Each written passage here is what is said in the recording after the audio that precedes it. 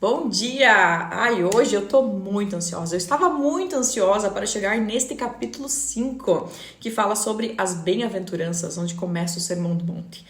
Esse capítulo aqui é maravilhoso, já me tocou de diversas maneiras.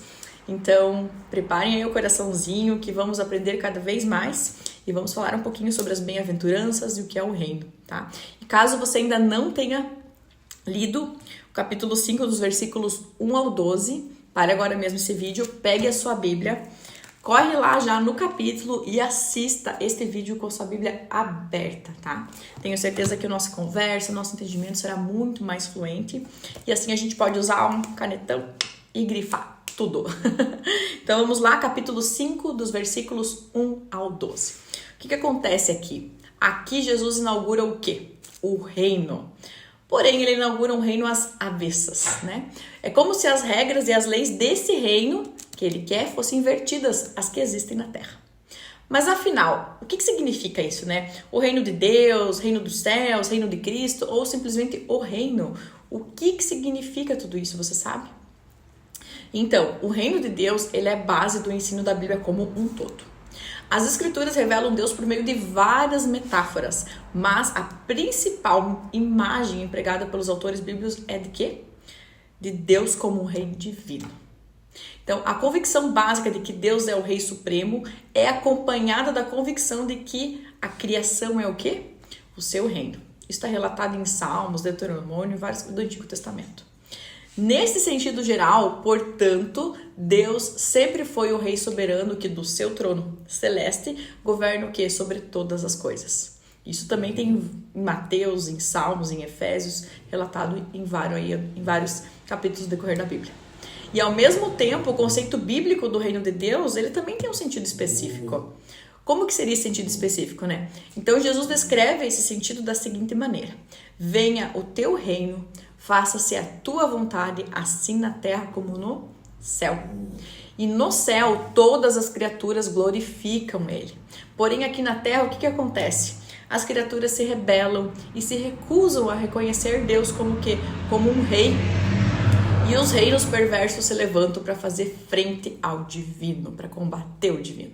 Então, do começo ao fim, as escrituras apresentam a esperança de que essa disparidade entre a sala do trono do céu e da terra será um dia eliminada. Seremos um reino só. Nossa, né? Incrível. Contudo, como as escrituras revelam, tudo isso será alcançado mediante o quê? Um longo processo histórico, como a gente já viu nas aulas anteriores. Então, desde a escolha da descendência do povo de Deus, do exílio, da libertação do Egito, dentre outros, né, presentes aí no Antigo Testamento. E agora, no Novo Testamento, ele nos ensina que esse estágio final de abrangência mundial do reino de Deus se iniciou com o quê? Com a encarnação de Cristo. Percebem como essa história tem encaixe? Conseguem perceber do antigo para o novo? Então, ele e João Batista anunciaram as boas novas de que o reino estava próximo, né? Como a gente já viu lá em Mateus 3. Porém, ao contrário das expectativas, o reino mundial de Deus não viria repentinamente em toda a sua plenitude. Ou seja, Deus não foi lá, poderia, mas não fez. Fez assim no estalar de dedos para mudar tudo e agora o reino vai vir assim como no céu e na terra. Não. Antes, em seu ministério aqui na terra, Cristo deu início ao estágio final do reino. Que o quê? Que está em andamento hoje na igreja. E quando que se encerrará? Vocês sabem? Ele se encerrará definitivamente quando Cristo voltar em toda a sua glória. Amém por isso. Nossa, lindo. Só de imaginar, né? E quando esse dia chegar, a vontade de Deus será feita por toda a terra, como ela é feita no céu. Amém. Esse dia, sim. Esse dia será em glória. E, gente, e tudo isso é pra gente entender o quê? Pra gente entender o que esse capítulo 5 fala, as bem-aventuranças. Aqui, ele nos mostra o caminho para uma vida verdadeiramente abençoada. É um caminho que desafia todas as expectativas do mundo, de como a gente vive hoje. Enquanto o mundo nos diz, o que o mundo diz? Que o sucesso está no quê? Poder, riqueza e influência. O que Jesus diz? Ao contrário. Ele proclama que os pobres de espírito, os que choram, os mansos e os que têm fome e sede de justiça são os verdadeiros abençoados. Incrível, né? Então essas bem-aventuranças, elas revelam uma inversão radical dos nossos valores terrenos, né? Aquele que é humilde, aquele que chora, aquele que busca paz, ele não é fraco ou insignificante aos olhos de Deus, como julgamos muito aqui. Pelo contrário, eles são os herdeiros de um reino que jamais terá fim. Olha como isso é profundo, como a gente está invertido, como nossos valores terrenos estão invertidos. E a pergunta que a gente deve fazer é: estamos vivendo de acordo com os valores do reino de Deus ou ainda estamos vivendo de acordo com os padrões deste mundo?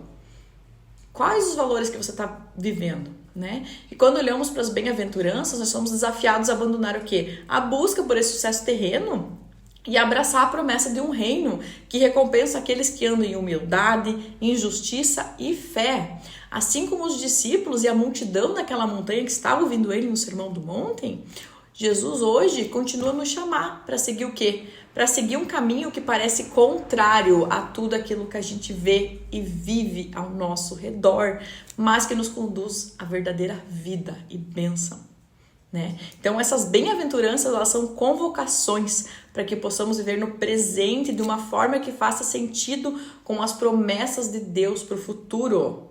Nós somos chamados a crer com grande destemor que esse é o jeito certo, né? E o meu desafio para você hoje é esse: tente e veja, viva de acordo com os padrões de Deus.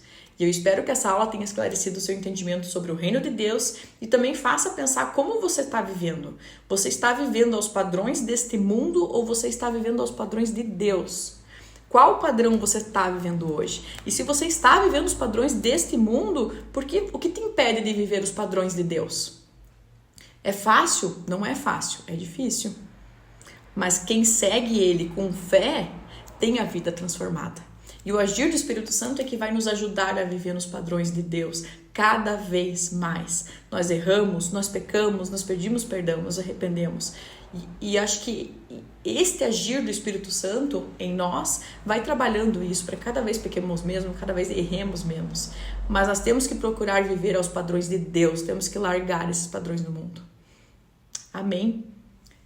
Reflitam hoje e eu espero vocês amanhã.